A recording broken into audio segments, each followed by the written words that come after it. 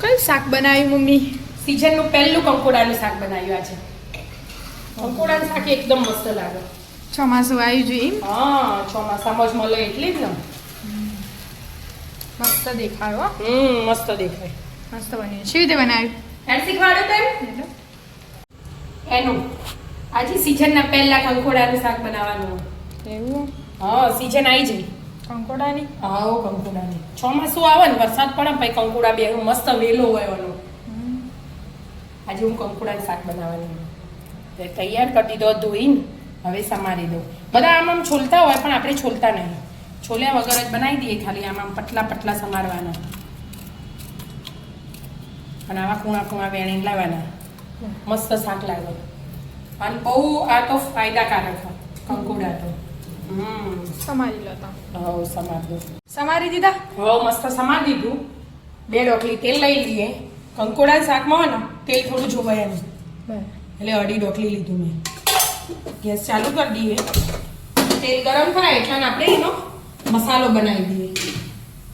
જો સિક્રેટ મસાલો એનો. લસણ ખાતા હોય એને લેવાનું, ના ખાતા એને સ્કીપ કરી દેવાનું. મેં લસણ લઈ લીધું હો. લસણ હોય ને તો સ્વાદ અલગ આવે એટલે થોડાક લીમડાના પાન, 1 ચમચી દાળિયાની દાળ લીધી અમે, 1 ચમચી તલ ને 1 ચમચી વરિયાળી. બસ આટલું હોય ને પીસી દેવાના કચું. પીસાઈ ગયું? હવે બેટા પીસાઈ જજો. આપણે કોરો કોરો મસાલો લીધો હતો પણ લસણના લીધે એવું થઈ જાય. મીઠું થઈ જાય. હવે આ મસાલામાં આપણે જે મસાલા કરવાના હોય બીજા હા આપણે રેગ્યુલર એ મીઠું એડ કરી દેવાનું. શાક ના ચાલે ને એટલું. હળદર એડ કરી દેવાનું. લાલ મરચું એડ કરી દેવાનું. આપણે લીલા નહીં લીધા, ખબર પડી? લાલ કલરનું શાક બનાવવા ઓખે ભાવે ને તો આપણને ખાવું ગમે એટલા માટે. અને ધાણા જીરું બસ આટલું મિક્સ કરી દેવાનું એટલા તેલ ગરમ થઈ જશે. મિક્સ થઈ ગયું અને તેલે ગરમ થઈ ગયું. રહી લઈ લીધું મેં ફૂટી. આ રહી જીરું એવું કેવું હોય જેને જે ગમતું હોય ને એ એડ કરાય. એવું ના હોય કે આ શાકમાં રહી ના આવે. આપણી ઈચ્છા જેમાં નખવું એમાં નખવા, ના નખવું તો કોઈ નહીં. આપણે જ ખાવાનું. જેવું ગમે એવું બનાવી ખાવાનું. જીરું, હિંગ. ગેસ એકદમ ધીમો અને પહેલા મસાલો એડ કરી દેવાનો તેલમાં. અને મસાલો તળો ને એટલા માટે એક જ ઘૂંટડો પાણી.